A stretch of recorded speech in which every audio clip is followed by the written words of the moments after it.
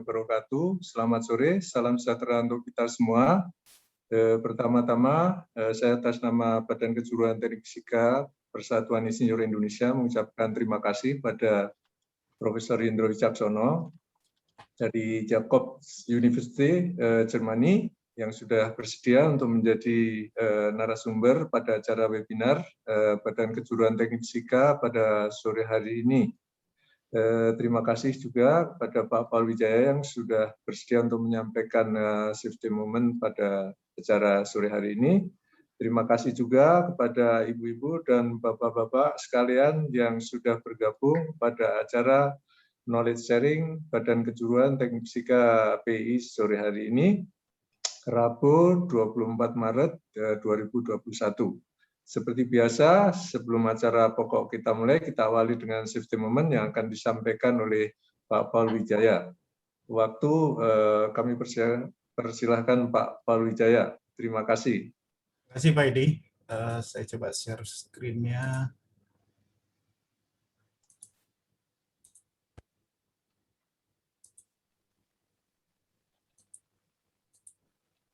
Sudah kelihatan Pak Edi ya? Ya. Baik, selamat sore Ibu Bapak sekalian. Sore ini saya akan mendiskusikan tentang kejadian kebakaran dan juga ledakan di CAPECO. CAPECO itu Caribbean Petroleum Company di Puerto Rico, Amerika. Jenis kejadiannya adalah kebakaran dan juga ledakan. Waktunya itu Oktober tanggal 23, 2009 di malam hari. Tempatnya di Puerto Rico. Di gambar sebelah kanan itu letak terminalnya. Dari kejadian ini tidak ada kematian dan juga tidak ada cedera, tapi merusak 17 tangki dari 48 tangki yang ada di fasilitas tersebut, dan juga beberapa peralatan lainnya, dan juga kerusakan di community, di masyarakat sekitarnya. Saya langsung putarkan videonya.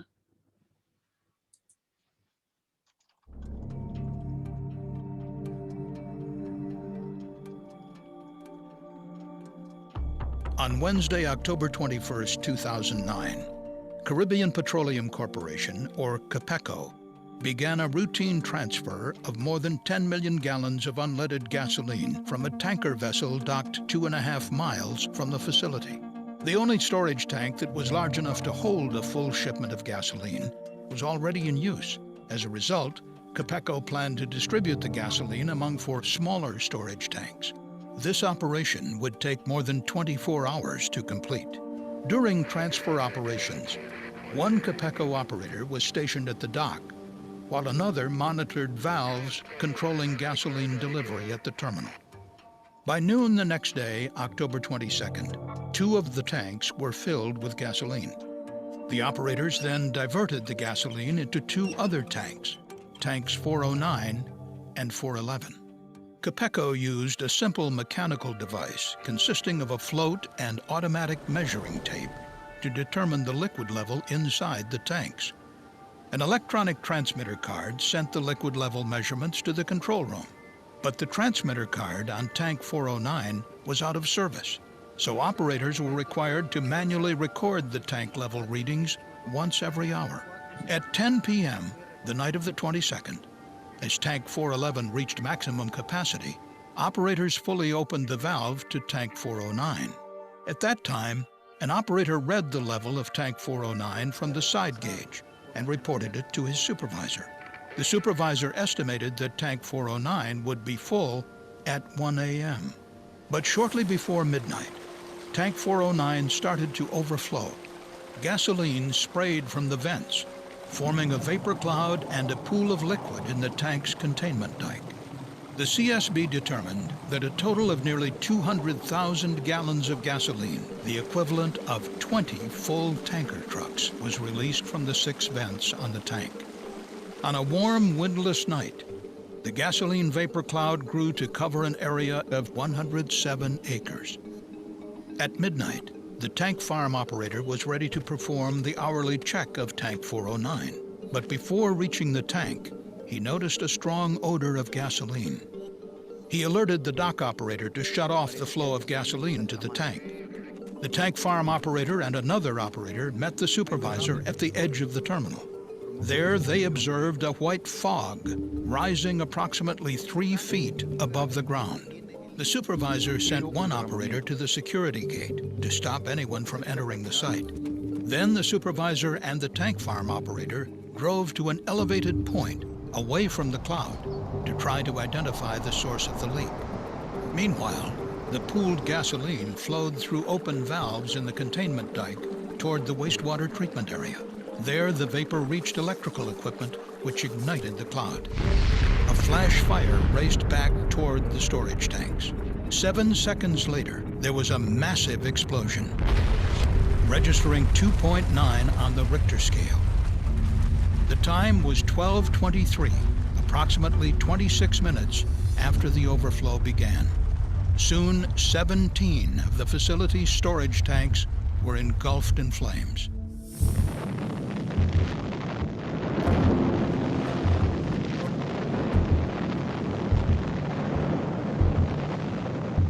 Fortunately, the 3 Capeco employees escaped the tank farm, and there were no fatalities. Flames from the explosion could be seen from as far as 8 miles away.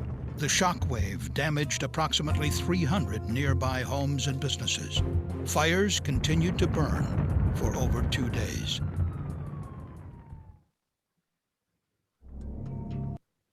Temuan yang didapati oleh CSB, Chemical Safety Board dari Amerika, sejarahnya awal mulanya fasilitas tersebut merupakan kilang. Tapi lalu dengan kapasitas produksi 48.000 barel per hari. Kemudian dinyatakan bangkrut karena salah pengelolaan. Dan setelah itu reorganisasi dan operasinya menjadi terminal saja, terminal penyimpanan BBM untuk Puerto Rico. Dan juga mereka memiliki 170 pom bensin. Dan 2010 Capeco diharuskan membayar 8,2 juta karena ada pencemaran lingkungan. Dan Capeco lalu menyatakan pilot lagi kedua kalinya, dan lalu dibeli oleh Puma Energy. Temuan dari kejadian ini adalah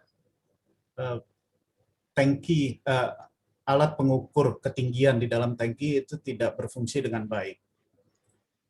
Kemudian tangki tidak dilengkapi dengan independent high level alarm. Jadi bukan hanya alat ukur saja, tapi juga memberikan alarm. Kemudian tangki juga tidak dilengkapi dengan independent automatic overfill prevention. Bisa pompa, bisa switch, bisa macam-macam. Lalu juga pengisian tangki, prosedur pengisian tangki juga tidak benar. Dan juga laju pengisian dari kapal Cape Bruni itu ternyata lajunya bervariasi, sehingga sulit untuk melakukan estimasi kapan kira-kira penuh. Dan juga ditemukan NFPA 30, ini kode untuk flexible leak. NFPA 30 ternyata itu pada saat itu hanya disyaratkan cukup dengan mengukur ketinggian saja. Jadi tidak disyaratkan untuk punya independent atau redundant level alarm dan juga automatic overfill prevention. Dan juga satu lagi API 2350 ini overfill prevention untuk tangki. Di situ dinyatakan overfill prevention system hanya untuk fasilitas yang beroperasi di daerah terpencil. Mungkin aksesnya susah atau orangnya juga tidak bisa dengan gampang situ, maka perlu dilengkapi dengan overfill. Dan direkomendasikan di sini harus dilakukan kajian risiko, bukan hanya daerah terpencil saja, tapi juga operasi-operasi lain. 2 rekomendasi terakhir ini sudah dilakukan. Saya lihat di NFPA 30 sekarang sudah ada, harus ada independent alarm dan juga overfill prevention. Di API 2350 juga sudah dilengkapi dengan risk assessment. Itu saja dari saya, Pak Edi. Terima kasih. Baik, terima kasih Pak Paul Wijaya atas penyampaian testimoninya. Kita lanjutkan dengan acara pokok kita yang akan disampaikan oleh Prof. Indro Wicaksono. Kami persilahkan, ini waktunya sangat ketat, biasanya 17.30, tapi hari ini kita akhiri jam 17 waktu Indonesia Barat. Terima kasih, silakan Prof. Baik, Pak. Saya share screen dulu.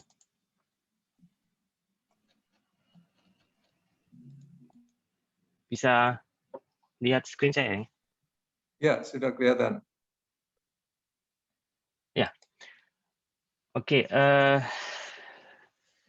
Assalamualaikum warahmatullahi wabarakatuh. Salam sejahtera untuk kita semua.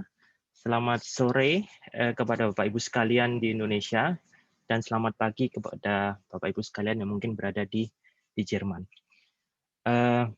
Hari ini insya Allah saya akan sedikit sharing tentang bidang riset kami di Jacobs University Bremen, yaitu tentang bagaimana peran digitalisasi dan manajemen data dan analisis data untuk mempercepat transisi ke renewable energy. Sebelum itu, izinkan kami untuk memperkenalkan diri, termasuk dari institusi tempat kami bekerja. Jadi pertama saya ingin memperkenalkan Jacobs University, tempat saya menjadi dosen di sini. Jacobs University ini adalah universitas private yang berada di Bremen, ya, di Bremen, Jerman. Didirikan tahun 2001, kemudian jumlah mahasiswanya sekitar 1.500-an. Tidak banyak, tapi keunikan kami adalah mahasiswa itu berasal dari 120 lebih negara, ya. Mulai dari negara besar seperti Amerika, China, sampai negara kecil yang mungkin kita belum pernah dengar sebelumnya, seperti Eswatini, Lesotho, dan lain-lain. Dan fokus kami adalah riset, sehingga jumlah researcher kami lumayan banyak. Nah, walaupun universitas kami terbilang kecil, tapi untuk kategori universitas kecil yang jumlah siswanya itu kurang dari 5.000, kami menempati 10 besar dunia. Untuk di Jerman nomor satu. Dan juga untuk kategori universitas muda yang umurnya kurang dari 50 tahun, kami masuk 30 besar dunia. Jadi lihat di sini nomor satunya kalau universitas kecil adalah Caltech di US. Kemudian kalau dilihat dari jumlah atau populasi mahasiswanya, sebagian besar memang dari Asia dan Eropa Tengah, ya, termasuk Jerman, Prancis, Belanda, Belgia kebanyakan. Tapi bisa dilihat di sini dari Afrika, Amerika Latin, dari semua benua, hampir dari semua benua itu ada, gitu ya. Nah, kemudian saya sendiri sekarang melakukan riset di satu grup, ya. Saya menjadi chair di grup itu yang namanya itu INDIT, Intelligent Data Management in Industry 4.0. Nah, bisa dilihat di sini bahwa di tim yang relatif kecil, ini mahasiswa S1, S2, S3, dan juga asisten peneliti kebanyakan memang berasal dari berbagai benua, ya. Mulai dari Amerika Latin di sini, kemudian dari Eropa, dari Afrika, sampai dari Asia. Kebetulan dari Indonesia juga ada. Nah, fokus dari riset kami adalah segala hal yang berkaitan dengan data, dengan manajemen data, mulai dari integrasi data, kemudian analisis data, kemudian merepresentasikan hasil dari analisis data melalui yang berupa knowledge, melalui representasi khusus, ya. Contohnya melalui knowledge graph. Kemudian bagaimana semantik yang dibuat melalui knowledge graph itu bisa mensupport adanya visualisasi, misalnya dalam sistem AR dan VR, di mana dengan adanya knowledge graph itu memudahkan memberi semacam anotasi ke geometri, ke data-data geometri, sehingga akses ke geometri tersebut sangat mudah dan dan mengurangi loading dari data-data geometri. Tentunya kalau karena kami masuk di semacam cluster teknik industri, ya, sehingga aspek manajemen sangat penting, terutama bagaimana memanajemen teknologi yang akhirnya menjadi inovasi. Nah, aplikasinya bermacam-macam. Tentunya kalau berkaitan dengan industri 4.0, karena di industri 4.0 kita mendapatkan banyak sekali data dari IoT dan integrasi berbagai macam sistem IT, sehingga aplikasi industri 4.0 ini yang kami lakukan ada di berbagai macam sektor, mulai dari smart city, termasuk energi yang kita bahas hari ini, supply chain, konstruksi, dan lain-lain. Nah, metodologi utama dari riset kami adalah yang tertera seperti ada di gambar ini, yaitu mulai dari integrasi data, pengumpulan dan integrasi data dari lapangan, kemudian analisis data, kemudian semuanya diintegrasikan lewat semantik integration berupa ontologi dan link data. Nah, kemudian hasil dari data model yang ada di sini ini dipakai untuk keperluan visualisasi dan optimasi misalnya. Jadi ini metodologi ini dikembangkan di berbagai macam proyek yang ada di sini, dan proyek-proyek tersebut dibiayai oleh berbagai macam lembaga funding di Jerman maupun di Uni Eropa. Nah, kebetulan juga saya sendiri kalau dilihat dari sini adalah tidak hanya menjadi dosen di Jacobs University Bremen, tapi juga menjadi bersama teman-teman kami mendirikan sebuah startup yang bergerak di bidang lingkungan, yaitu memungkinkan bagaimana setiap orang berkontribusi untuk mereduksi emisi CO2 dan kemudian juga untuk mendukung proyek-proyek yang ramah lingkungan atau yang berkontribusi positif terhadap lingkungan, misalnya proyek renewable energy yang akan menjadi pokok bahasan seperti ini hari ini. Nah, kalau dilihat, mungkin Bapak Ibu sekalian bisa melihat di website kami green.indonesia.com, green-indonesia.com, ini adalah brand dari startup kami. Nama PT-nya PT Labda Teknika Nusantara, tapi brand untuk kontribusi terhadap Indonesia yang lebih hijau adalah Green Indonesia. Di sini kami melakukan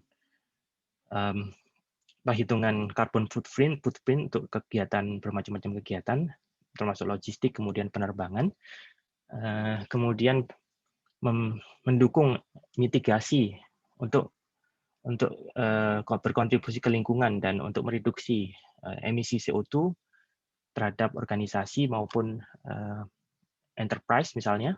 Kemudian kami juga ingin membangun semacam marketplace untuk produk-produk yang ramah lingkungan, ya, dan juga melakukan carbon offsetting, ya, sehingga karbon itu bisa di retire maupun bisa diperjualbelikan.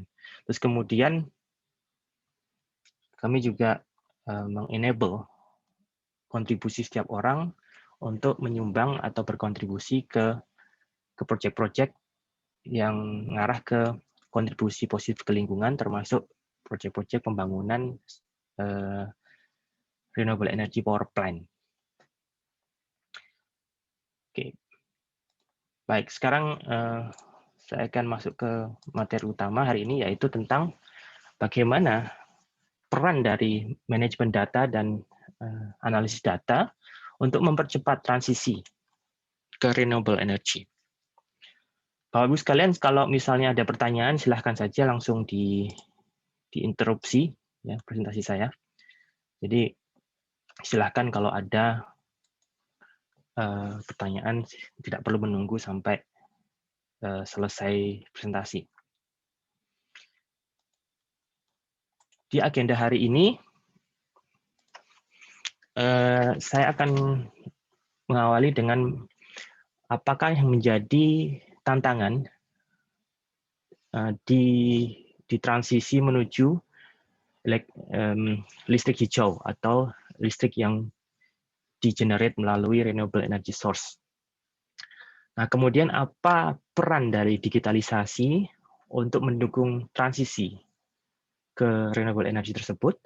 Nah, kemudian ada metode yang berniat untuk mengaktifkan setiap consumer untuk berperan serta dalam transisi ke renewable energy, yaitu namanya demand response dan dynamic price. Nanti kita akan bahas ke sana. Terus kemudian untuk implementasi demand response ini dan kemudian dynamic price, kita perlu data. Nah, data ini bagaimana perannya, terutama machine learning dan data analytics untuk implementasi dari demand response. Nah, yang terakhir, bagaimana kita mempromosikan atau meningkatkan peran dari data tersebut di skala yang lebih besar, yaitu di skala misalnya smart cities. Baik, kita awali dengan apa yang menjadi tantangan dari transisi menuju green electricity.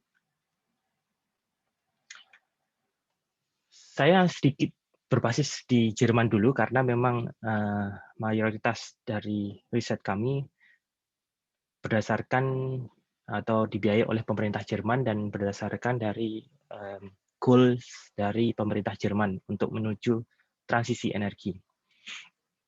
Jadi ada beberapa target yang digulirkan oleh pemerintah Jerman, yaitu yang pertama sampai tahun 2020, 40% lebih sedikit emisi gas rumah kaca, gitu ya. Jadi reduksi sebanyak 40%. Nah, dan kemudian sejak tahun 2011, setelah kejadian gempa di Jepang dan kemudian bocornya reaktor nuklir, sumber energi nuklir di Jepang, itu membuat pemerintah Jerman dan masyarakat Jerman itu trauma, karena memang mereka juga terefek juga oleh bocornya reaktor nuklir Chernobyl di tahun 1986, di mana radiasinya itu sampai terasa sampai di Jerman, gitu ya. Jadi sempat ada studi bahwa bayi kelahiran 1986-87 itu banyak yang mengalami mutasi, gitu ya. Sehingga pemerintah dan masyarakat ini ingin supaya semua nuclear power plant yang sebenarnya sudah banyak di Jerman ini ditutup sampai tahun 2022. Nah, kemudian target lainnya adalah 40-45% share renewable energy tahun 2025, yang ini sudah tercapai sebenarnya. Nanti kita lihat. Dan kemudian 50% reduksi dalam penggunaan energi. Jadi masyarakat atau industri dituntut untuk menurunkan konsumsi energinya sampai 50% sampai tahun 2050. Nah, ini data tahun 2020 dari target 40-45% tadi sebenarnya sudah tercapai. Jadi sekarang proporsi green electricity memang ini tergantung daerahnya, tapi secara total proporsinya sudah 57%, di mana paling banyak itu berasal dari wind energy, karena memang potensi wind energy di Jerman, terutama di pantai utara, itu sangat besar. Dan biayanya untuk instalasinya lebih murah, gitu ya, dibanding kalau dilihat dari break-even point dan kemudian balikannya, itu jauh lebih murah dibandingkan solar misalnya. Nah, kemudian yang kedua adalah solar, dan kemudian biomass dan hydro, dan nuklir masih ada di sini sekitar 12%. Awalnya memang Jerman mengandalkan hard coal dengan brown coal. Ya. Bisa dilihat di sini perkembangannya dari tahun dibandingkan tahun 2019, ya. Dalam 1 tahun bisa dilihat di sini bahwa jumlah listrik yang di-generate dari brown coal itu dan hard coal itu tereduksi secara signifikan. Nuklir pelan-pelan juga. Tapi di lain sisi jumlah listrik yang digenerate dari wind dan solar dan ya gas itu belum dibilang renewable energy, tapi di sini wind dan solar juga meningkat, terutama wind. Dan hydro sedikit menurun karena memang fasilitas dari hydro ini banyak yang sudah tua gitu ya, sudah tua terus kemudian dipensiunkan. Nah, bagaimana Jerman itu bisa cepat mengadopsi wind tadi atau renewable energy? Ini salah satu contoh tarif listrik di tahun 2020 untuk skala household, ya, skala rumahan. Jadi harga listrik per kWh ini sekitar 31,89. Bisa dilihat di sini bahwa 51% dari tarif ini atau harga ini untuk keperluan pajak, kemudian pajaknya 16% ya, VAT-nya, kemudian kontribusi terhadap renewable energy 20%. Jadi di sini semacam subsidi untuk proyek-proyek renewable energy. Terus kemudian 24% ini dari ongkos jaringan dan 24% ini dari ongkos pembangkitan dan distribusi.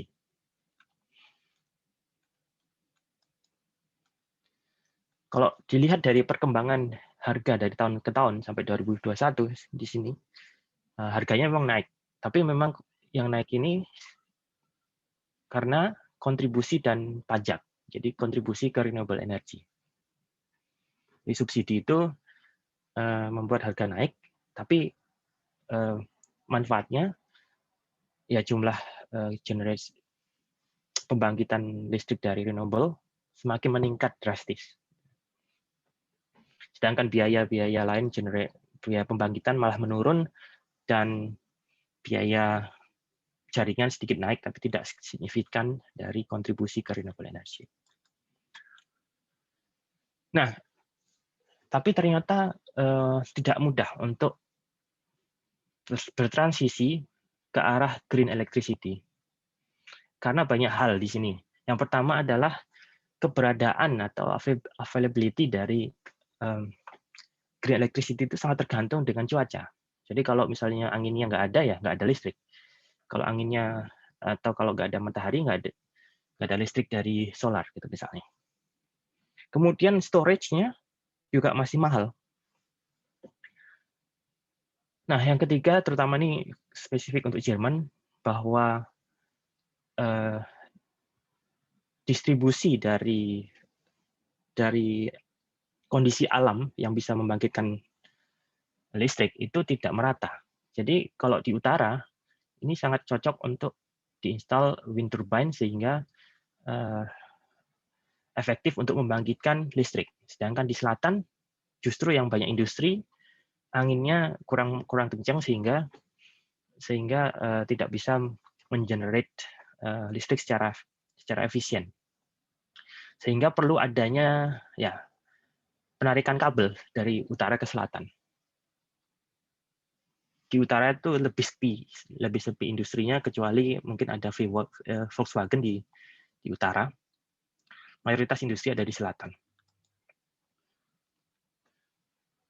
Nah, untuk supaya transisi menuju renewable energy itu sukses untuk berfungsi, perlu adanya hal yang serba smart, yaitu serba smart ini artinya didukung oleh infrastruktur IT, yaitu smart storage, kemudian smart network atau smart grid, dan kemudian di sisi konsumsinya adalah smart building atau smart home untuk menekan konsumsi energi sekaligus bisa mengadopsi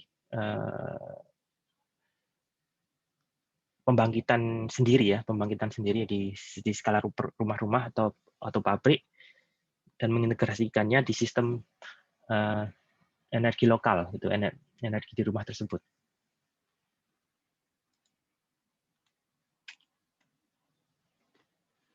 Nah, bagaimana tadi sudah disebutkan tentang peran dari digitalisasi. Nah, bagaimana sekarang secara persis ya untuk mempercepat transisi menuju renewable energy tersebut, yaitu melalui salah satunya digitalisasi. Nah, kalau berdasarkan beberapa penelitian ataupun ini studi yang ada di Jerman, bahwa ada beberapa dimensi digitalisasi di bidang untuk mempercepat transisi menuju renewable energy. Yaitu ini dari sisi metodologinya, metodologi apa atau teknologi apa yang berkaitan digitalisasi yang bisa dipakai gitu ya. Yaitu IoT jelas untuk mengumpulkan data dan kemudian mengontrol node-node distribusi misalnya atau node-node yang ada di jaringan. Kemudian AI sendiri itu terutama machine learning. Kemudian tentunya big data karena kalau kita punya IoT, data yang kita peroleh dari sensor-sensor yang ada di IoT tersebut akan mengenerate data dan kemudian kita akan dapat banyak sekali data. Kemudian ada digital twin dan blockchain. Nah, aplikasi dari metodologi itu tentunya untuk analisis data, yaitu untuk melakukan forecast, untuk melakukan mendeteksi suatu permasalahan, fault, error gitu misalnya. Dan kemudian dari data tersebut bisa dikembangkan regulasi, ya, regulasi dan juga untuk bisa istilahnya dilakukan suatu aksi untuk mengatur konsumsi misalnya atau mengatur generation ya. Ini yang manual misalnya, terus berdasarkan data tadi bisa dilakukan aksi-aksi yang otomatis. Yang otomatis misalnya proses itu berubah modenya atau mati sendiri misalnya proses itu jika mengkonsumsi terlalu banyak energi misalnya. Kemudian untuk dimensi dari pemrosesan dan penyimpanan data itu ada bisa lokal ya, atau edge computing ataupun cloud atau campuran. Nah, aplikasinya itu berbagai macam untuk digitalisasi ini mulai dari pembangkitan, kemudian di jaringannya, kemudian konsumsi, sampai di bidang misalnya di manufaktur dari komponen-komponen untuk pendukung adopsi renewable energy.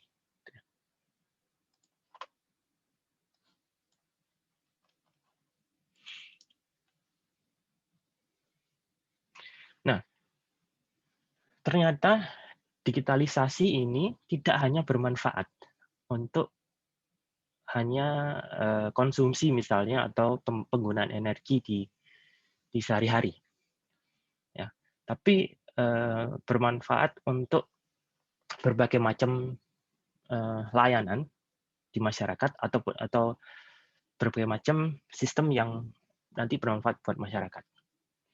Yaitu kalau di sini bisa dilihat bahwa pemerintah Jerman mengklaster, ini BMWI ini adalah Kementerian Teknologi dan Ekonomi, mengklaster dari konsep digitalisasi di bidang energi ini menjadi 3. Ya, klaster 1 ini adalah infrastruktur yang wajib, yaitu enabler-nya. Infrastruktur enabler-nya itu adalah adanya smart metering, ya, harus ada infrastruktur untuk mengukur konsumsi dan pembangkitan listrik. Dari situ kita bisa mengembangkan tarif yang lebih fleksibel berdasarkan penggunaan misalnya. Kita bahas nanti. Nah, kemudian yang klaster 2 ini adalah infrastruktur teknologi yang dibangun dari smart metering, ya, perlu ada smart metering. yaitu di smart grid dan kemudian smart mobility, yaitu integrasi mobil listrik, termasuk di sini infrastruktur charging station dan kemudian konsep-konsep manajemen charging. Nah, kemudian yang klaster ketiga ini lebih ke level layanan yang langsung interface-nya dengan masyarakat. Itu di sisi konsumsi ada smart home atau smart building, dan kemudian smart service. Smart service ini service yang berbasis IT biasanya, misalnya melalui assisted living. Ini semacam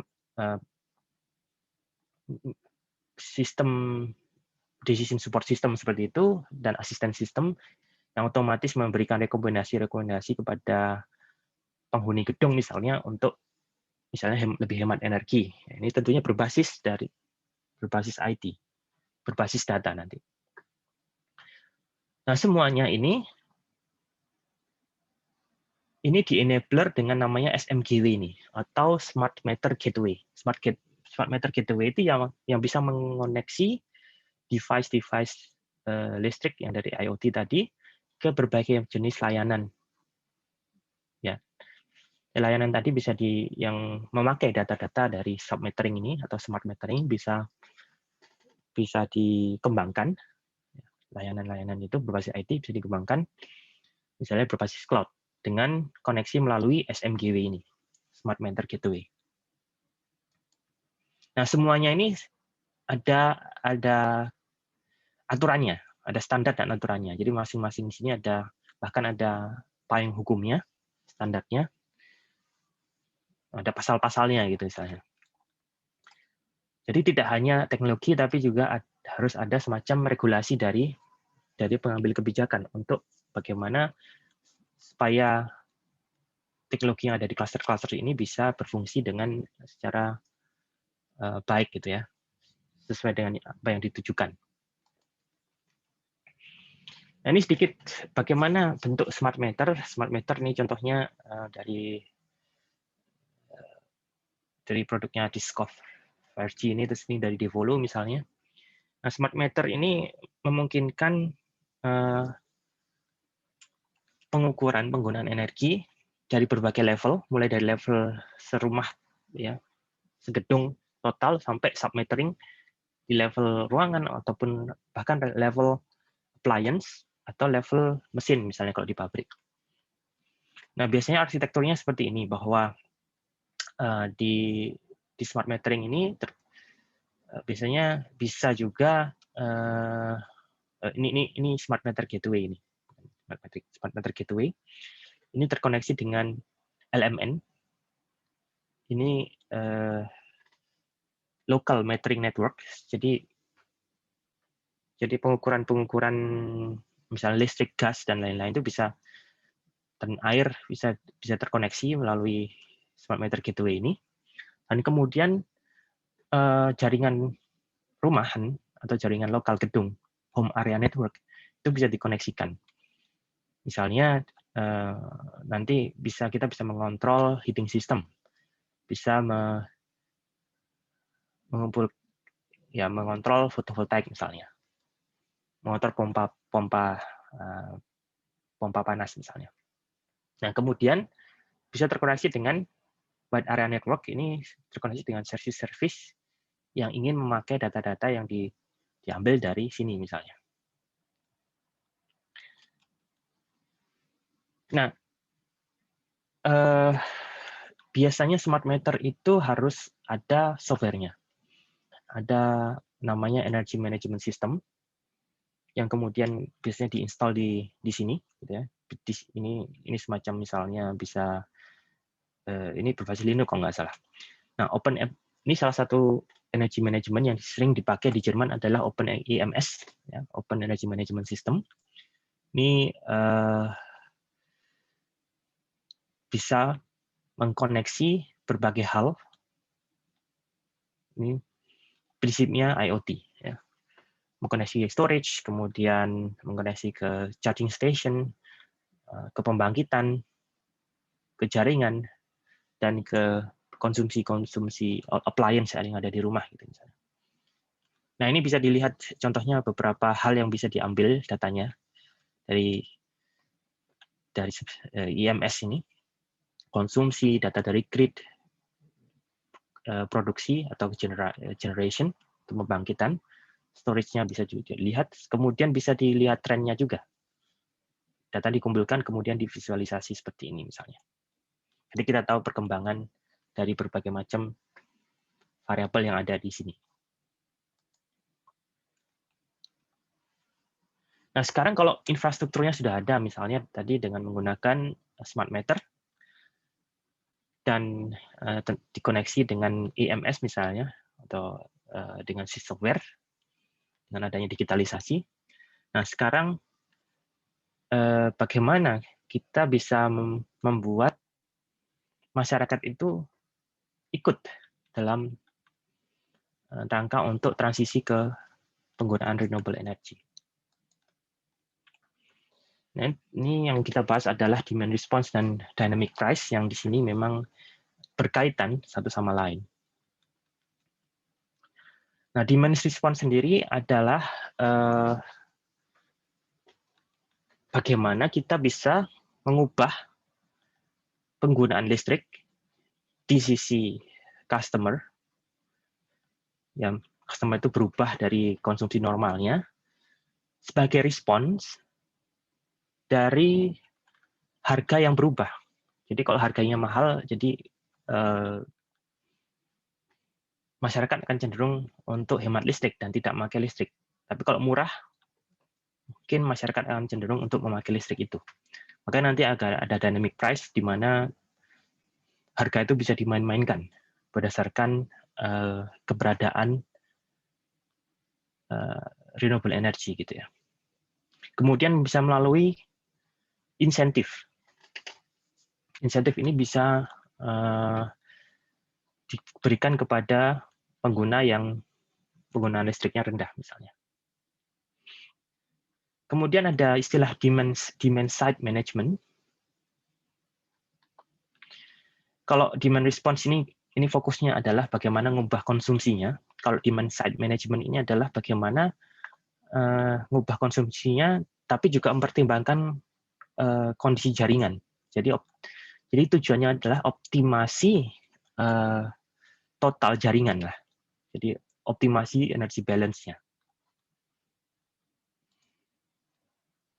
Nah, di kurva ini bisa dilihat bagaimana demand response atau DMS. Demand response sebenarnya adalah subkonsep dari DMS. DSM, sorry. Seharusnya DSM, Demand Side Management.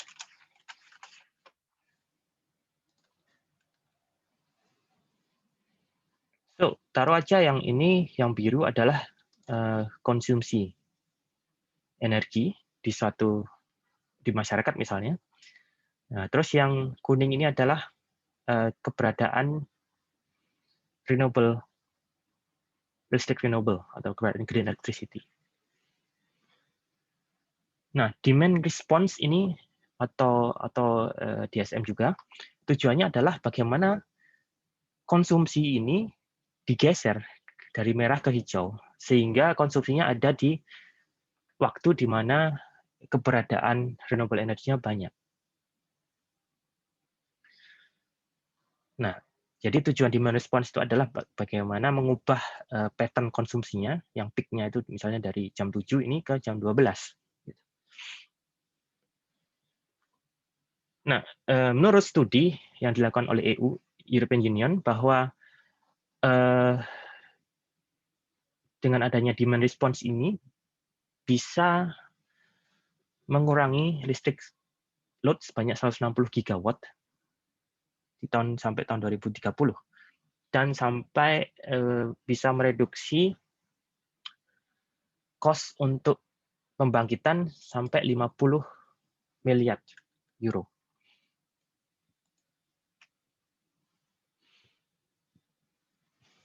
Nah,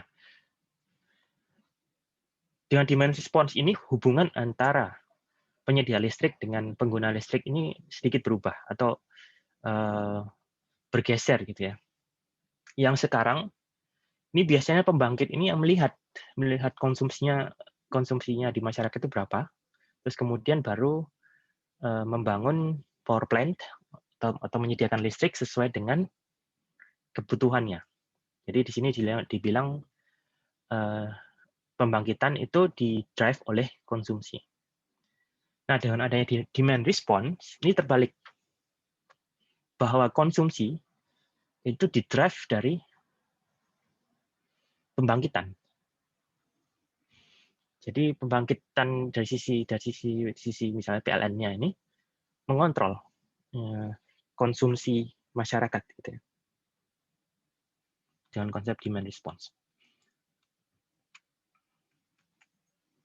Kalau sedikit dibandingkan tadi tentang istilah DSM dengan demand response, bisa lihat DSM ini adalah demand response adalah sub konsep lah dari demand side management.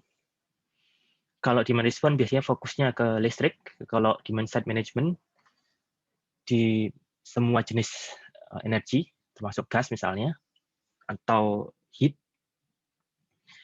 Nah, fokusnya adalah kalau demand response adalah pengguna. Nah, kalau demand side management ini keseluruhan sistem. Jadi keseimbangan antara consumer, system operator, sama supplier. Nah, kalau demand response biasanya mitigasinya ataupun langkah-langkahnya, measures-nya, itu lebih short ke medium term, kalau demand side management sampai long term.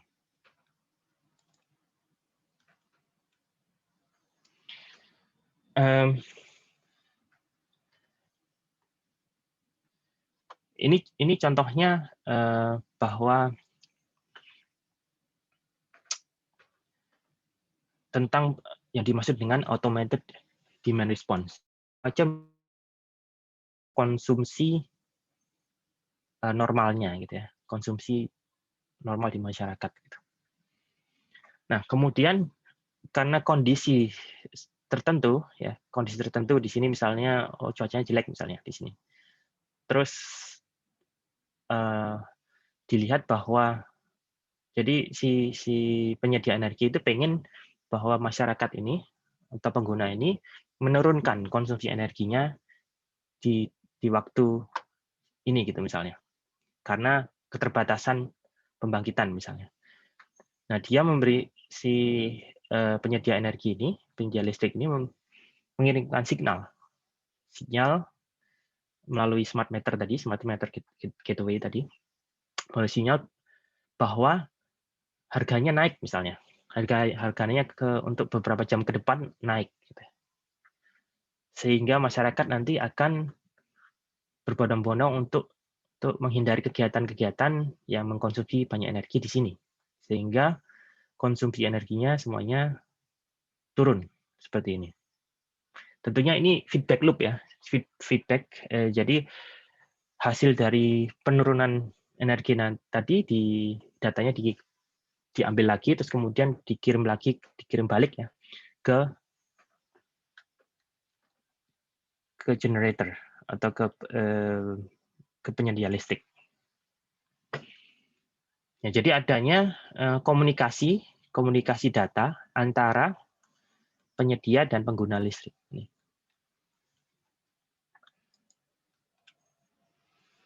Nah, kemudian salah satu tadi demand response biasanya implementasinya melalui tarif listrik yang berubah-ubah. Ini prinsip kerja dari tarif listrik yang berubah atau yang dinamik atau time variable berdasarkan waktu. Jadi misalnya banyak angin, harga listrik akan turun, ya. Jadi kalau banyak angin berarti banyak listrik lah gitu ya. Jadi ada meteringnya, banyak listrik, kemudian banyak listrik berarti dengan mekanisme pasar itu harga listrik murah gitu. Nah, kalau di sini bisa dilihat berbagai jenis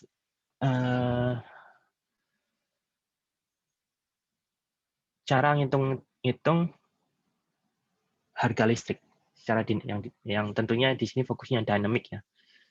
karena demand response itu adalah dynamic.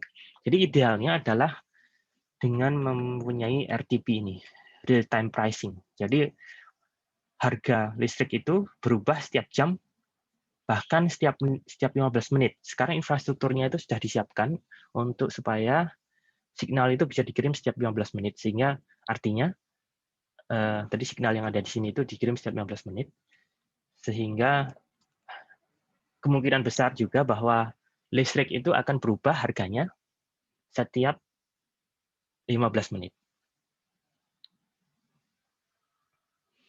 Nah, kalau dynamic tarif yang biasa dengan TOU ini, time of use pricing, misalnya kalau ini sudah di-set di awal misalnya, untuk penggunaan malam hari misalnya mahal, tarifnya misalnya 35 sen gitu misalnya. Kalau siang misalnya lebih murah, misalnya 30 sen. Jadi ini yang time of use pricing. Nah, critical peak pricing ini misalnya kalau ada di Prancis ini, dalam 1 tahun itu ada sekitar 20 hari di mana harga listrik itu mahal. Jadi di Prancis dipilih dalam setahun itu 20 hari di mana di situ penggunaan listriknya banyak dan kesediaan listriknya sedikit, biasanya menjelang Natal memang. Menjelang Natal. Hal idealnya yang dicapai melalui demand response adalah harga yang berubah setiap 15 menit. Kalau dilihat implementasi dari dynamic price ini, real time pricing ini sudah di minimal infrastrukturnya sudah ada di Norwegia, Swedia, Finlandia, Estonia, dan Inggris. Jerman masih kalah, masih ketinggalan untuk infrastruktur untuk real time pricing ini. Makanya sekarang pemerintah sedang mempercepat itu ya. Nah, ini di Perancis ini pakai yang CPP tadi, critical peak pricing.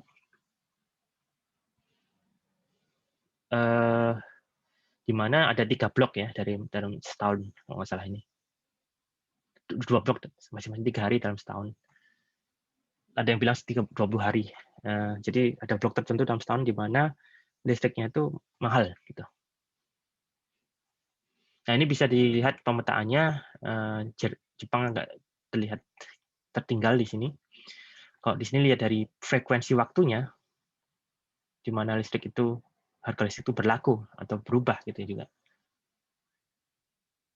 Nah, berlaku ini. Ini lebih ke seberapa cepat harga listrik berubah. Ya, kalau dilihat di sini memang paling maju ada di sini.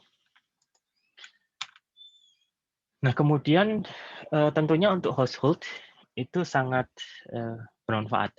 Tapi menurut studi di sini di Amerika bahwa bahkan di industri itu kalau kita pakai demand response itu potensi saving load-nya bukan energi ya, tapi power-nya. Power saving-nya lebih besar untuk industri. Untuk penggunaan atau untuk penggunaan energi memang residensial paling besar. Tapi kalau untuk penekanan load-nya,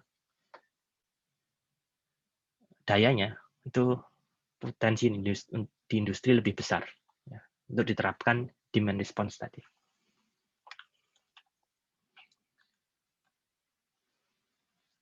Nah, sekarang bagaimana kita bisa mengimplementasikan demand response dan apa koneksinya dengan digitalisasi tadi? Bagaimana digitalisasi bisa membantu implementasi demand response tadi? Nah, digitalisasi di sini tentunya akhirnya kita mendapatkan data banyak, sehingga saya di sini fokus ke data analytics dan machine learning di demand response. Nah, ini implementasinya ada di sebuah proyek yang dibiayai oleh Kementerian Ekonomi dan Teknologi Jerman. Kebetulan saya juga terlibat di sini menjadi scientific coordinator-nya untuk project ini. Di sini bisa lihat bahwa typical project research, sebenarnya ini research and innovation, jadi TRL-nya itu lebih ke arah 6 dan 7 ini. TRL, Technology Readiness Level. Lebih ke inovasi karena dibiayai oleh Kementerian Ekonomi dan Teknologi. Kalau dibiayai oleh BMBF atau Kementerian BMBF itu pendidikan dan riset, itu biasanya di TRL rendah. Nah, karena ini di TRL tinggi, menuntut kerjasama dengan industri. Nah, ini universitas, ada 2 universitas, kemudian ada 1 lembaga riset, dan sisanya itu adalah industri. Salah satunya adalah Startware Carrier, ini semacam utility company mirip PLM kalau di Indonesia, khusus untuk menangani kawasan negara bagian Rheinland-Pfalz, terutama yang di wilayah sekitar kota Trier. Kemudian ada penyedia smart metering, yaitu Devolo, dan kemudian Smart-Strom DAO ini juga perusahaan yang berfokus ke EMS, Energy Management System. Nah, kemudian ada perusahaan pengguna, Matek ini, dan Scottenburger. Pengguna artinya dari sisi consumer, mereka adalah perusahaan manufaktur yang mengkonsumsi banyak energi. Kemudian ada Pumesi ini yang spesialis AI atau data analytics. Jadi riset yang multidisciplinary atau interdisciplinary. Nah, project ini tujuannya adalah untuk mengembangkan demand response system khusus untuk pengguna manufaktur. Nah, tadi karena potensinya untuk manufaktur itu besar gitu ya. Nah, tujuan untuk mencapai itu kita perlu buat semacam forecast model untuk sisi pembangkitan dan penggunaan. Ya. Dan kemudian bagaimana mengembangkan harga yang dinamis, yang berubah sesuai dengan kondisi forecast dari ketersediaan renewable energy dan penggunaan. Kemudian pengembangan komunikasi datanya melalui semantic middleware antara 2 pihak, penyedia dan pengguna. Dan kemudian bagaimana mengintegrasikan signal harga tadi yang dinamis ke proses produksi. Ini di manufaktur. Di manufaktur itu production planning and control sangat krusial ya untuk menggunakan resource yang ada. Sehingga demand response ini harus diintegrasikan juga ke proses production planning and control. Nah, ini terus bagaimana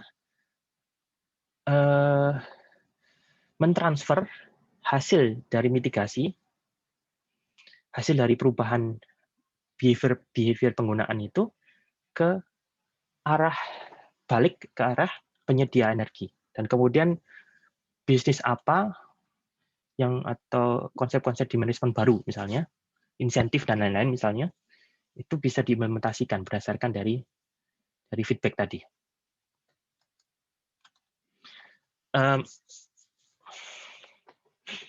Arsitektur yang dipilih di riset ini adalah arsitektur kombinasi cloud and edge computing, di mana di sisi penyedia dan di sisi pengguna itu data dikumpulkan di lapangan dan disalurkan ke cloud melalui smart meter gateway tadi. Dan kemudian ini aplikasi-aplikasi yang ada di cloud ya, untuk menghitung harga secara dinamis, untuk melakukan forecast, untuk melakukan optimasi production planning, terus termasuk simulasi dan visualisasi 3D. Kemudian ada Grunstrom Index. Ini Grunstrom Index ini sudah kami kembangkan. Bisa dilihat di sini Grunstrom Index ini berdasarkan prediksi sebenarnya.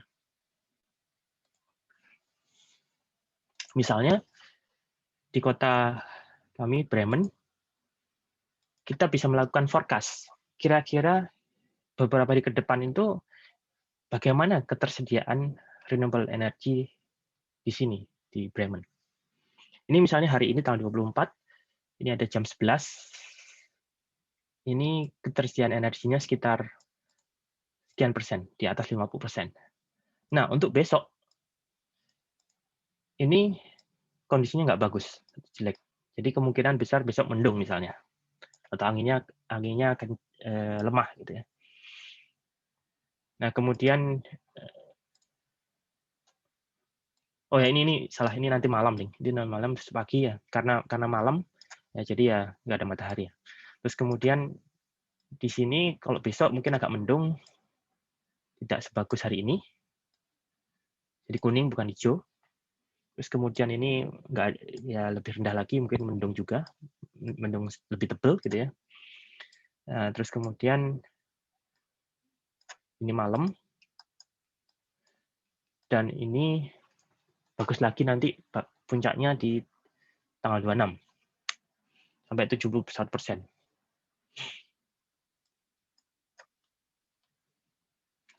Ini berapa persen energi mix-nya untuk hari ini. Dari wind-nya sekian 60%, terus kemudian ini biomasa, dan solarnya sedikit. Kalau di Bremen memang di utara memang lebih banyak wind-nya, kalau solar itu lebih kuat kalau di selatan.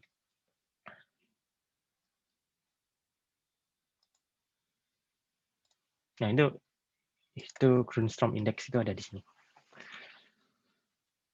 Nah, kemudian sebenarnya penghitungan Grundstorm Index, penghitungan harga itu sangat berdasarkan dari forecast dari pembangkitan dan konsumsi energi. Nah, ini yang saya tampilkan hanya dari pembangkitan. Nah, kami di sini mencoba berbagai macam machine learning arsitektur machine learning. Yang pertama, ini contohnya pakai DNN, Deep Neural Network biasa. Di sini dilihat yang biru adalah forecast-nya, terus yang yang merah adalah pembangkitan realnya. Jadi forecast dibandingkan dengan nilai aktualnya. Jadi lihat di sini untuk wind dan ini untuk solar. Ini dengan metode yang lain, pakai RNN, Recurrent Neural Network, dengan memori LSTM. Di sini juga bisa dilihat di sini bahwa lebih akurat yang pakai Deep Neural Network dibanding dengan LSTM untuk dua-duanya. Nah, kemudian kami mencoba juga arsitektur yang lain, CNN, Convolutional Neural Network. Ini tidak lebih bagus daripada DNN. Untuk wind dan solar juga tidak lebih bagus. Nah, ini ada sedikit improvement untuk arsitektur kombinasi antara CNN, LSTM, dan Deep Neural Network.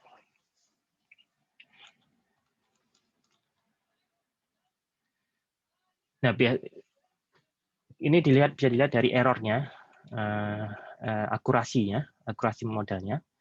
Makin kecil errornya, makin bagus akurasi forecast-nya. Di sini dilihat bahwa untuk solar, ini paling bagus pakai metode DNN, ya, Deep Neural Network.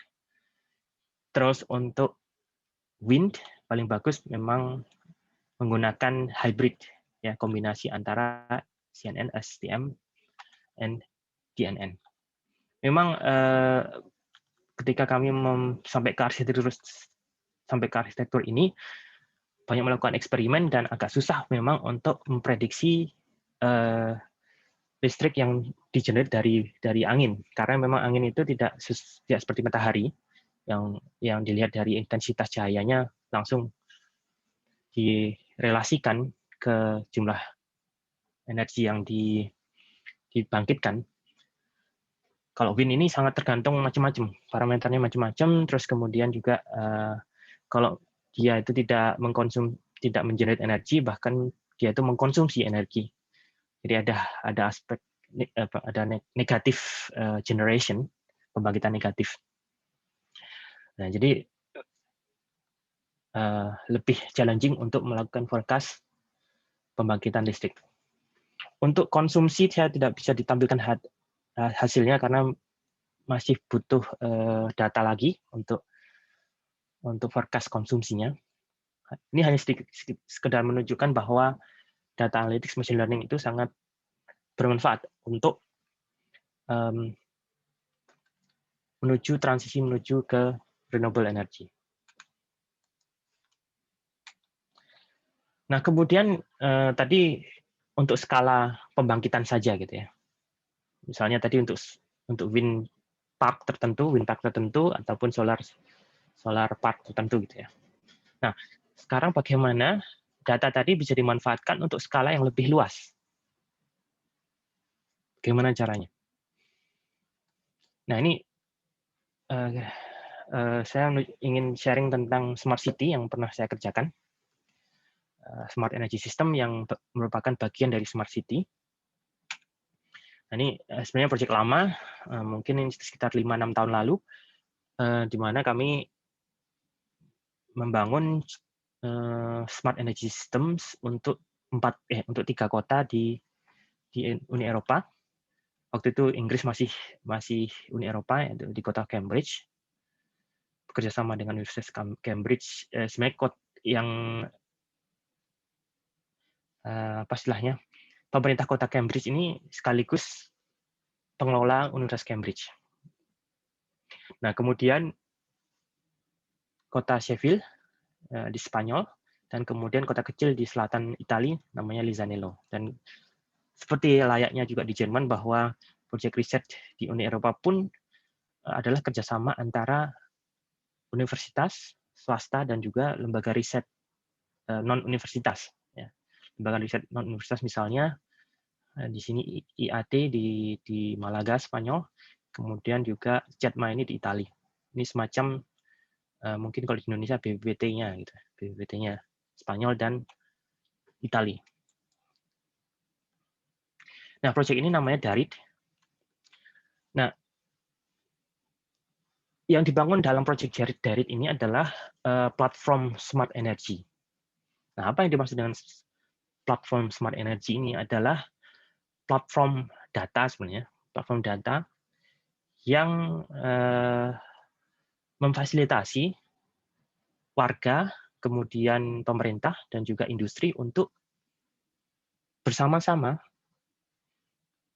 hemat energi dan mencapai ke transisi energi menuju renewable. Nah, platform ini isinya adalah adanya data sharing. Nah, kemudian ada portalnya yang semacam dengan menggunakan single sign-on. Ya, sekali login bisa kita dapat banyak service atau aplikasi, misalnya mirip dengan Google misalnya. Dan kemudian memfasilitasi proses yang mengkoneksi antara aktor-aktor ini, warga, kemudian pemerintah dan industri, dan terdiri dari aplikasi-aplikasi. Kalau analoginya mungkin seperti Google Docs, Google Sheets, terus kemudian Google Slides dan lain-lain, itu aplikasi-aplikasi. Nah, tapi aplikasinya ini individualized sesuai dengan peran dari masing-masing aktor ini.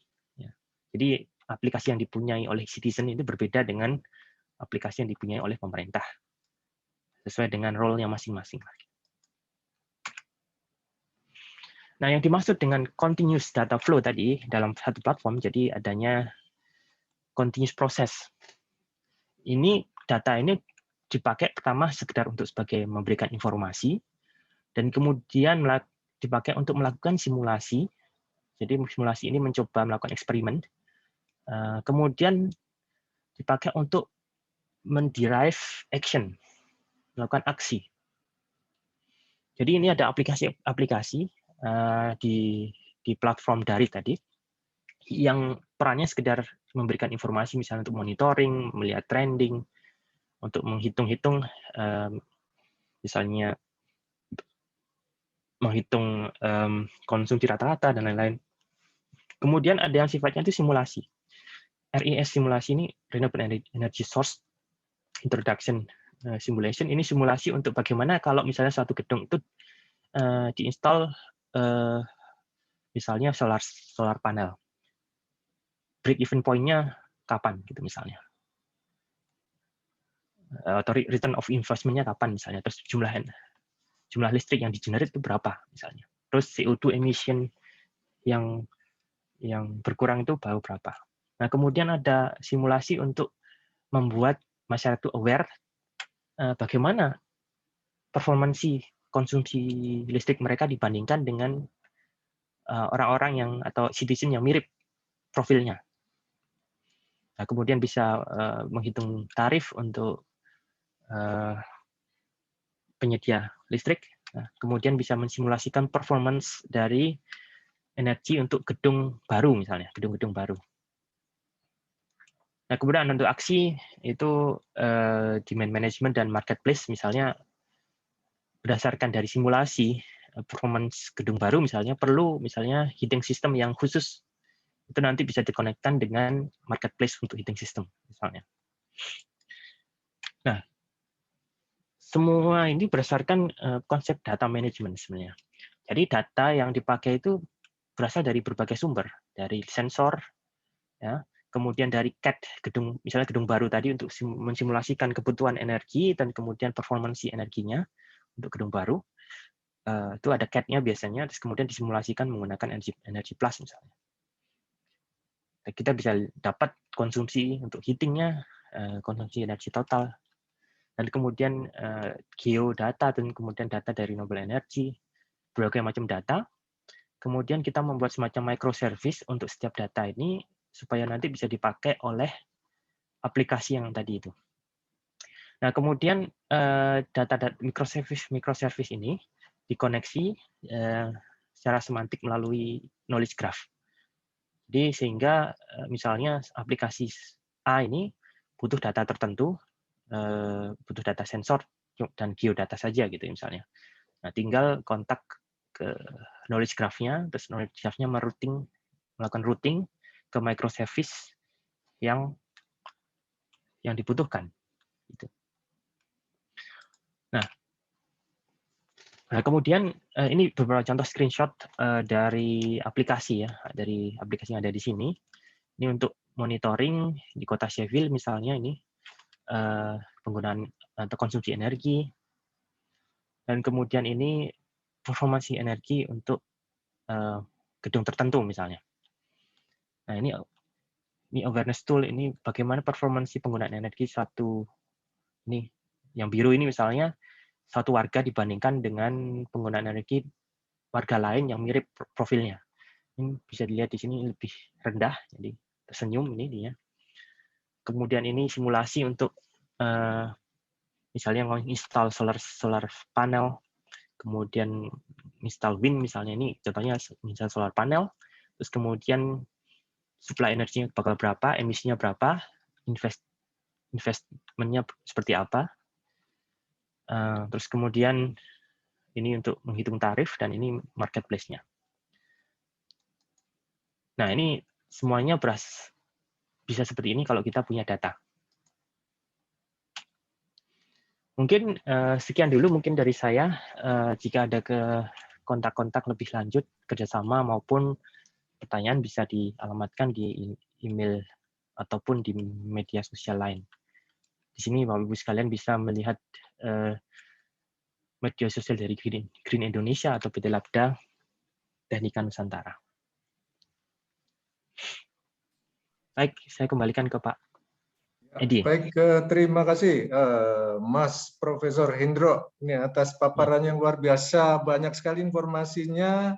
Waktunya tinggal 11 menit lagi, tapi sudah diberi kesempatan di slide terakhir ya. Jadi kalau ada pertanyaan-pertanyaan yang masih kurang jelas, tolong disampaikan nih, ada cara-cara melakukan kontak dengan berbagai media nih. Saya pikir sudah sangat rinci sekali. Ini di chat ya, mungkin sebisa yang bisa disampaikan saja saya pikir ya, dalam waktu yang masih tersisa ini 10 menit. Saya bisa sampai jam 11.15 bisa, Pak. Oh, sampai 5, oke. 17.15 ya kalau di sini ya. Iya, Oke, iya, iya. soalnya saya jadi tergesa-gesa. Oke, Ya, oke. Mana nih? Ini soalnya banyak yang ini, oh, ini yang bawah aja nih. Langsung ke sini.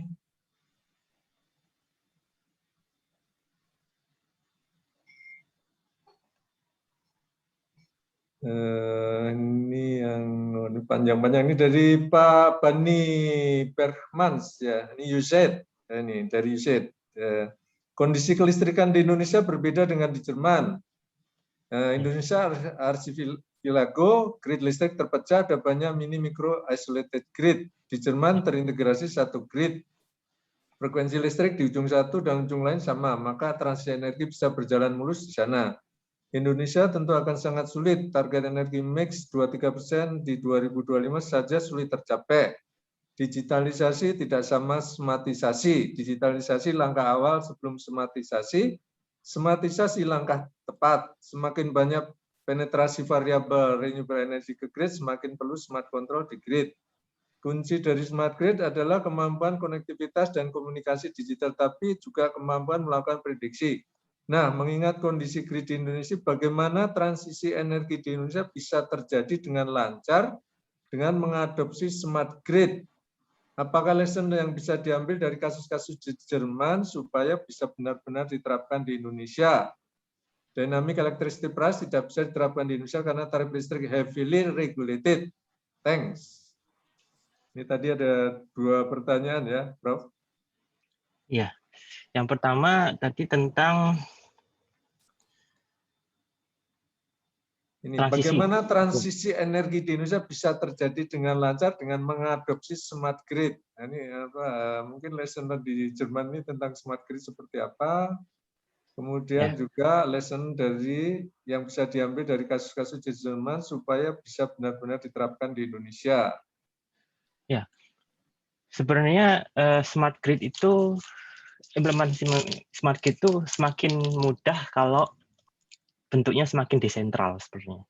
Jadi desentral itu semakin apa ya? Memang cocoknya smart grid itu untuk sistem yang desentral, di mana pembangkitan itu desentral.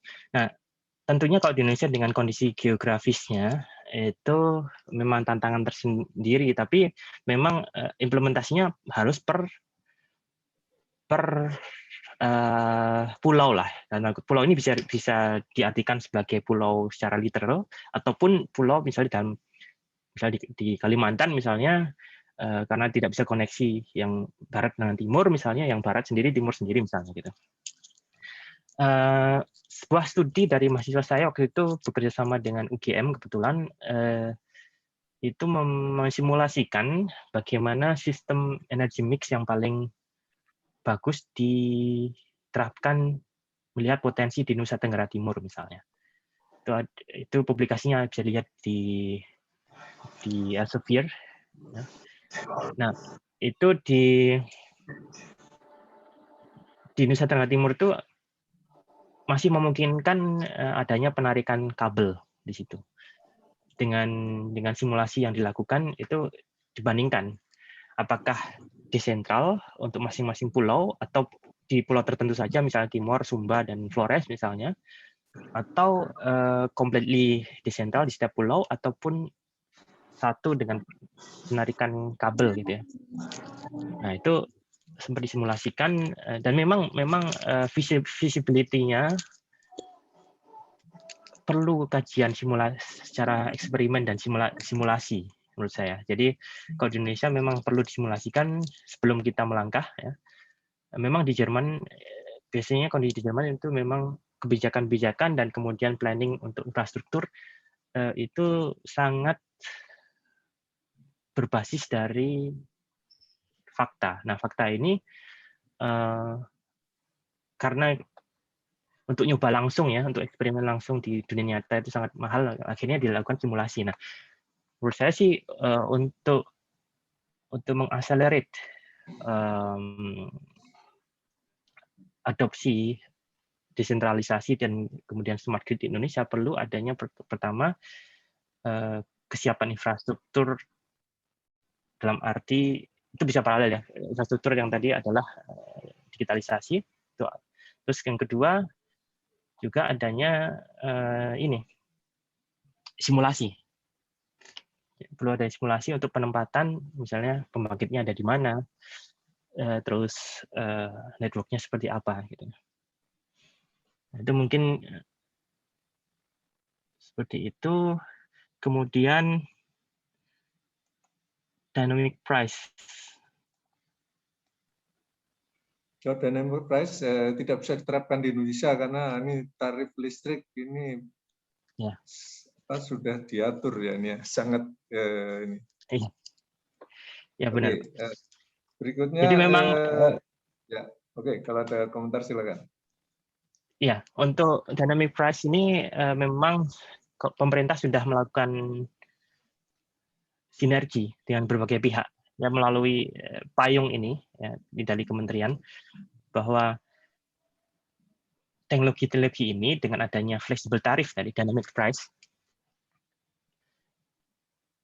ini teknologinya ada sebenarnya, tapi perlu juga ada regulasinya. Nah, regulasinya ini yang saya tidak menampilkan aturannya di sini. Sebenarnya ada pasal-pasalnya untuk masing-masing aturan ini.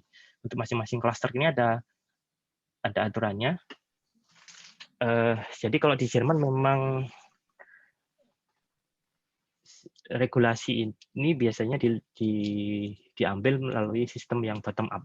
Jadi melalui biasanya sayembara ataupun sayembara teknologi misalnya, terus kemudian diskusi-diskusi, kemudian ada komunitas-komunitas yang kemudian komunitas-komunitas diskusi itu, sayembara itu bisa dipakai oleh pemerintah untuk mengembangkan regulasi.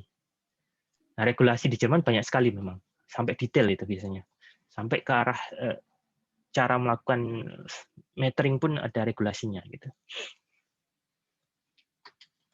Jadi itu mungkin lesson learn-nya perlu adanya sinkronisasi secara bottom up dengan berbagai pihak yang terlibat di bidang smart grid ini. Baik, berikutnya pertanyaan dari Pak Haris Ontowiryo. Energi forecasting yang di Bremen itu pakai apa ya? Ya, ini sementara masih prototype. Yang tadi itu, yang saya tunjukkan Grundstrom Index itu, ini masih pakai VAR namanya. Jadi multivariate forecasting, time series forecasting. Tapi kami ingin menggantinya dengan kombinasi tadi, dengan yang ada di sini tadi. Jadi menggunakan forecasting yang berbasis deep learning. Ya, sementara ini tadi Grundstrom Index masih pakai VAR, time series, multivariate time series. Rencana mau diimprove melalui arsitektur program macam. Masih eksperimen ini, arsitektur neural network mana yang paling cocok ya, paling akurat untuk buat prediksi tadi.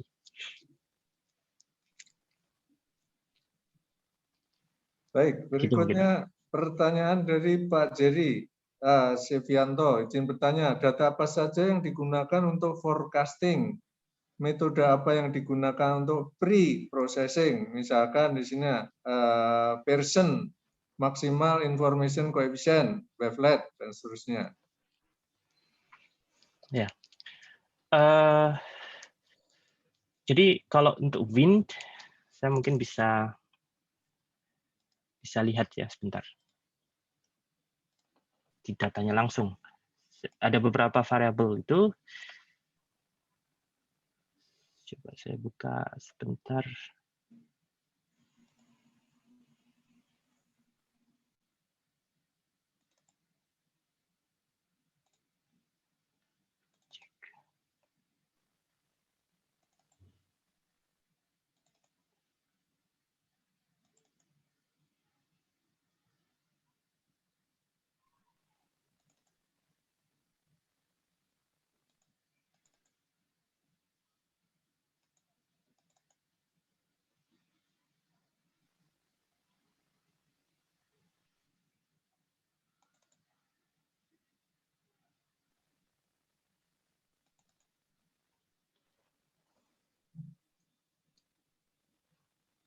Sebentar.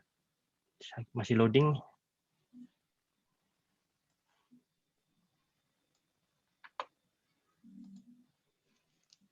Ini beberapa data yang disuplai ke kami dari PLN itu, dari utility company-nya. Ini tentang data-data bahasa Jerman. Ini untuk wind misalnya.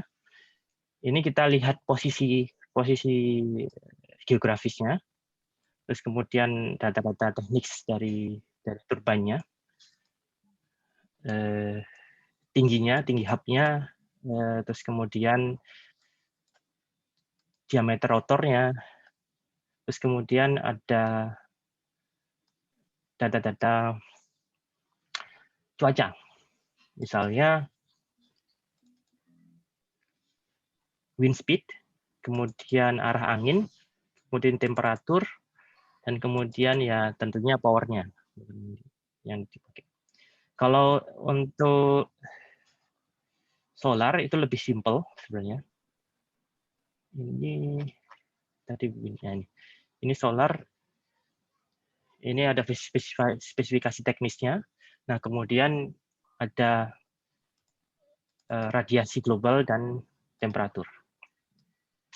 Hari ini kemudian ya tentunya eksplorasi dulu datanya, kira-kira korelasinya seperti apa, ya menggunakan bisa Pearson ataupun Spearman candle ataupun apapun, dilihat korelasinya variabel mana yang berkorelasi, dan kemudian ya pre-processing itu sangat tergantung dengan datanya. Kebetulan kami di data tertentu, contohnya di wind itu kami harus meremove konsumsi negatif. Konsumsi negatif itu artinya di mana turbin itu mengkonsumsi energi, bukan konsumsi negatif tapi generate negatif. Artinya generate negatif itu wind itu sedang mengkonsumsi energi, bukan mengenerate energi. Nah, itu perlu dibersihkan dulu gitu ya, dibersihkan dulu. Terus kemudian ada misalnya error dalam reading value-nya, itu juga dibersihkan dulu gitu ya, bersihnya. Nah, kemudian baru kami melakukan scaling dan membangun sistem atau arsitektur neural network-nya. Mungkin itu Pak jawabannya. Baik, berikutnya dari Pak Ervan Syahputra. Tanpa memperhitungkan kontribusi pajak, tren harga listrik di Jerman cenderung meningkat yang kontradiksi dengan tujuan energi baru terbarukan, yaitu murah, selain ramah lingkungan. Apa faktor penyebabnya? Dan apakah Jerman sendiri tidak ada mekanisme proteksi harga untuk low income citizens? Ya, untuk masalah tadi breakdown harga listrik ya. Sebenarnya kenaikan harga listrik ini masih tidak terlalu, terutama untuk beberapa tahun terakhir ini kenaikannya makin sedikit ya. Nggak terlalu banyak kenaikannya. Memang kenaikannya memang karena kontribusi dari ini pajak dan kemudian subsidi tadi, supaya elektrifikasi pakai renewable itu bisa total gitu nantinya. Nah, tentunya nanti di satu titik ini akan turun, renewable ini akan turun, gitu ya.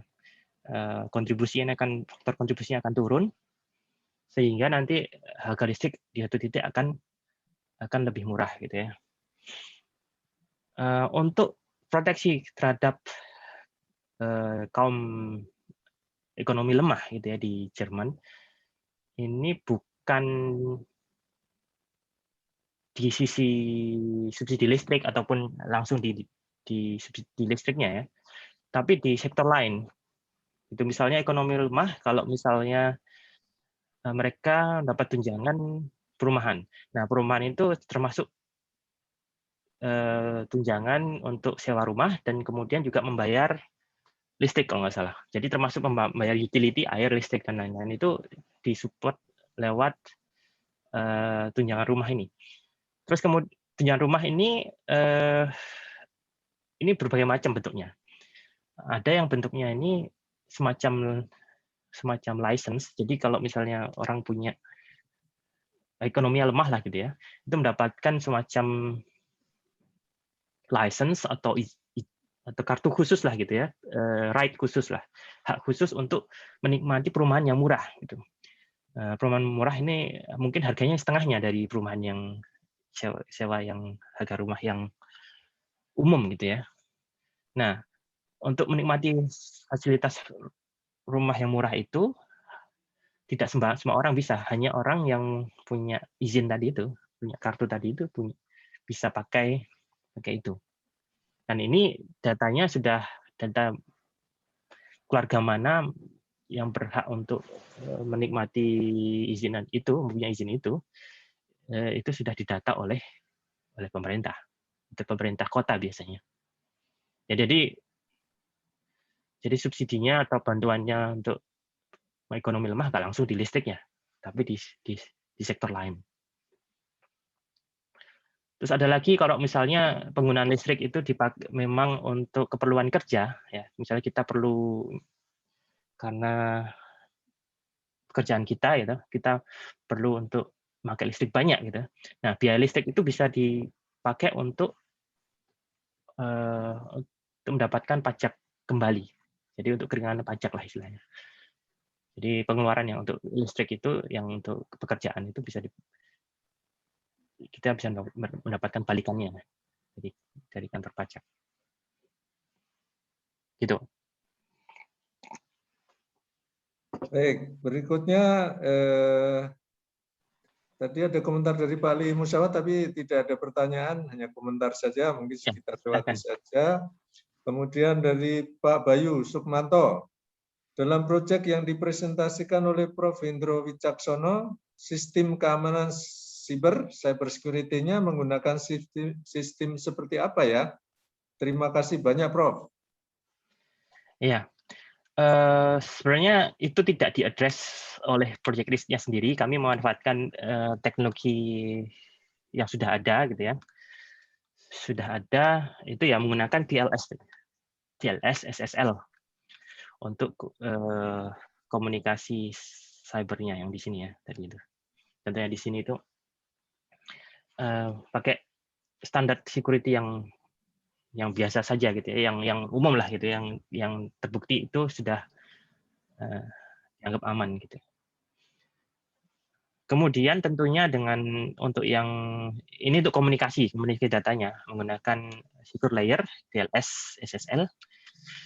Kemudian untuk sistem single sign on-nya, yaitu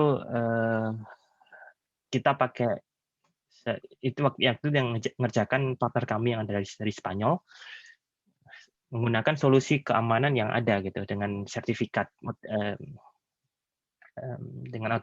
autentifikasi untuk mengakses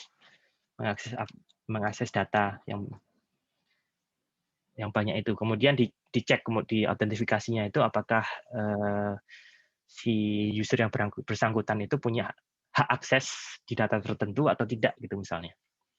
Jadi kami tidak mengembangkan teknologi baru untuk keamanannya, kami memanfaatkan teknologi keamanan data yang sudah ada.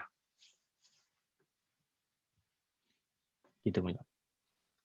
Baik, pertanyaan berikutnya dari Ibu Leni Halim. Ya, selamat pagi, Prof. Terima kasih atas pemaparannya. Saya ingin bertanya, ketika implementasi dynamic pricing ke sektor industri, penyesuaian apa saja yang dilakukan industri untuk perencanaan produksi dan lainnya? Mengingat listrik merupakan salah satu komponen biaya yang akhirnya akan mempengaruhi profit industri.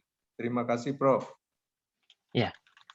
Nah, ini pertanyaan yang bagus, Bu. Jadi ini sedang kami bicarakan saat ini, sedang berjalan proses project risetnya. Memang untuk setiap pabrik itu atau setiap industri itu fleksibilitasnya itu berbeda.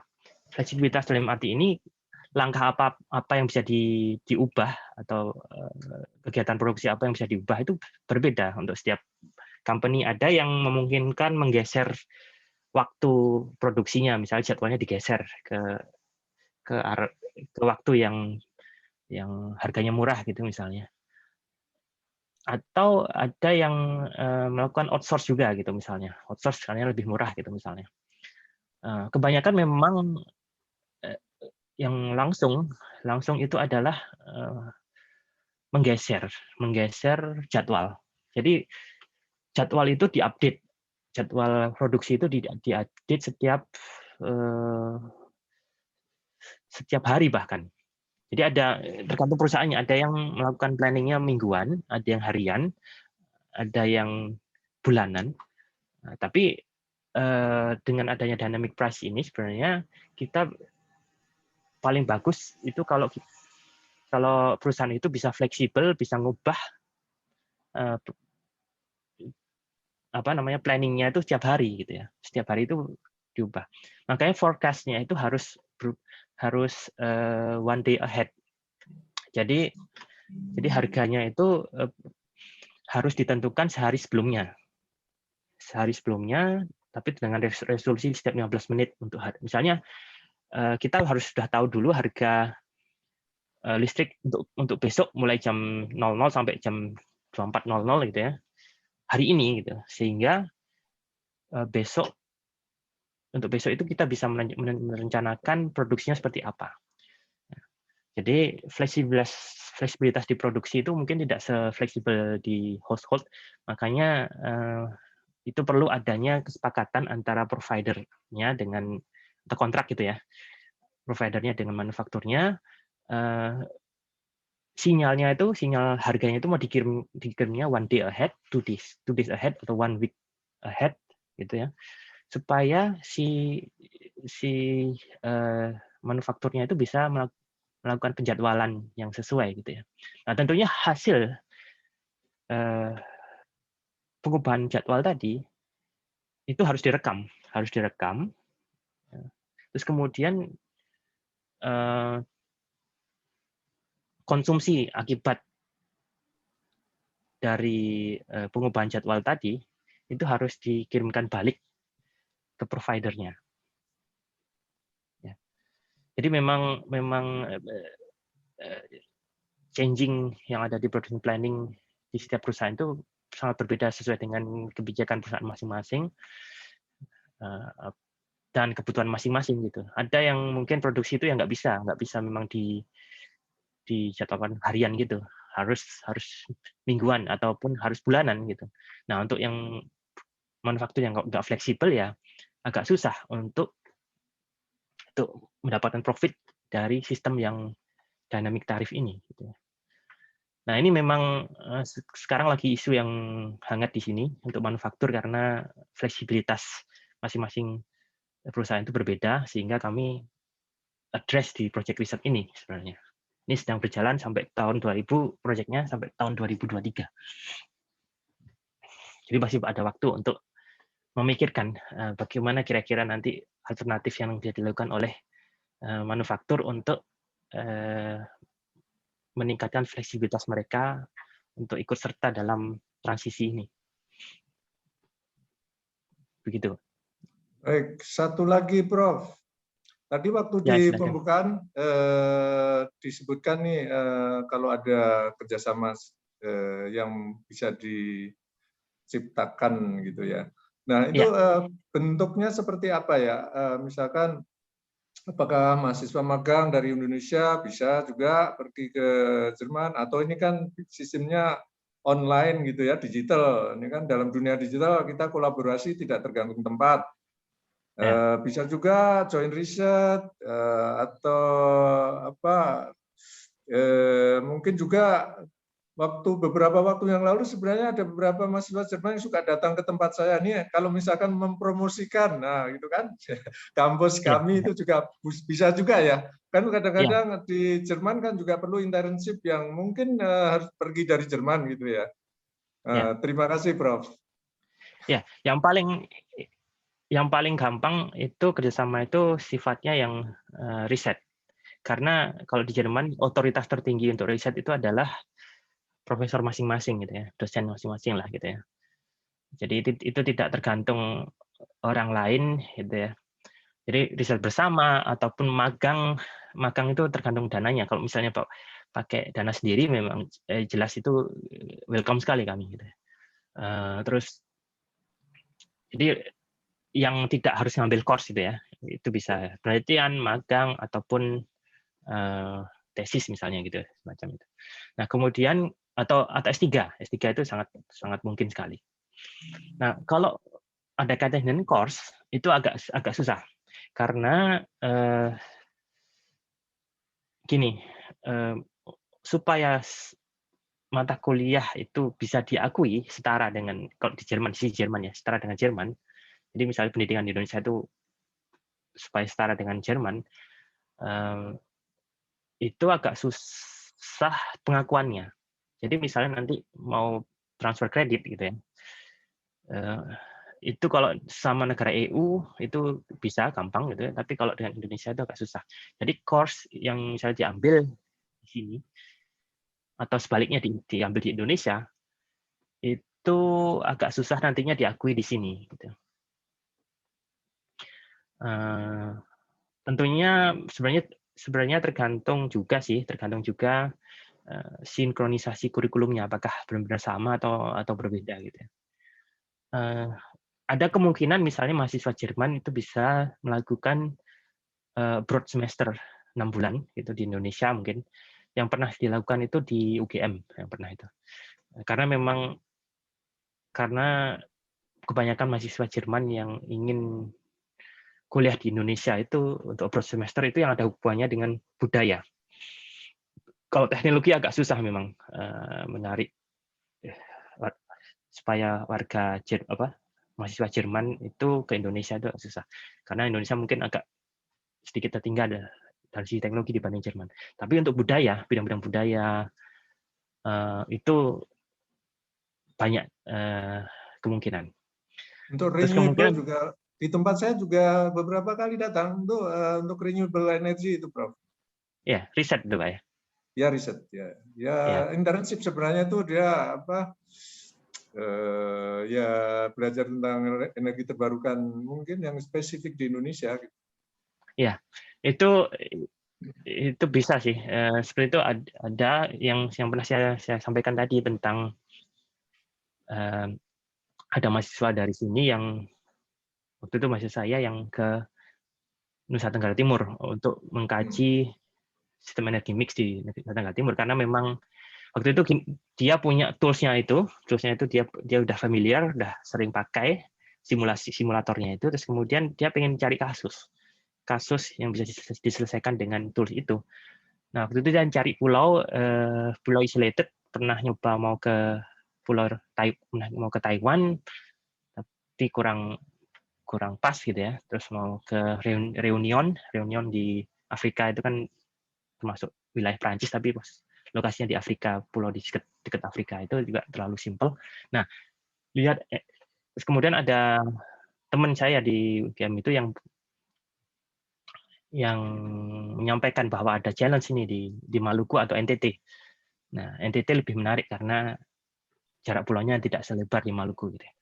Nah, kemudian dikajilah di Maluku, di NTT, dan bisa jadi paper di Q1 gitu. Nah, mungkin kalau ada misalnya permasalahan atau topik yang menarik bisa disampaikan ke saya gitu misalnya, saya bisa tawarkan ke mahasiswa-mahasiswa itu apakah bisa atau mau untuk melakukan magang di Indonesia. Kalau masalah biaya biasanya mereka sukarela kalau Indonesia karena biayanya murah kan, lebih murah dibanding di sini gitu. Paling mikir tiket pesawatnya saja gitu. Baik Prof, ini sudah jam di sana 11.19 ya. Ini mohon maaf ini terlambat, tapi kami sangat appreciate sekali. Terima kasih atas penyampaiannya yang luar biasa, membuka peluang. Ini tadi kalau bagi yang tertarik, ini yang dari kampus juga banyak nih yang hadir ya. Bu Leni tadi dari kampus itu, dari Atmajaya Yogyakarta itu. Silakan saja kalau ada kesempatan untuk berkolaborasi bisa kontak dengan Prof. Indro ya. Ya, silakan kalau terutama untuk riset itu saya terbuka sekali karena prosesnya cepat. Ya, Ya, ya. kalau course itu agak ribet. Ini Baik. bisa kontak saya di Oh, iya. email. Baik. Terima kasih banyak Prof. Indro atas penyampaiannya yang luar biasa. Terima kasih Pak Paul Wijaya tadi yang sudah menyampaikan safety moment. Terima kasih ibu-ibu dan bapak-bapak yang masih bergabung di acara Badan Kejuaraan Teknik Fisika sore hari ini. Kita akhiri acara sore hari ini karena waktu yang membatasi kita. Kita lanjutkan webinar Teknik Fisika minggu depan ya, Selasa Rabu. Mohon maaf kalau ada yang kurang berkenan. Selamat sore, salam sehat-sehat selalu dimanapun berada. Wassalamualaikum warahmatullahi wabarakatuh. Terima kasih Waalaikumsalam. semuanya. Mohon maaf kalau ada kekurangan, semoga bermanfaat semuanya.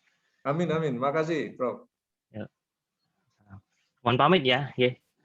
Ya, makasih, makasih. Gitu.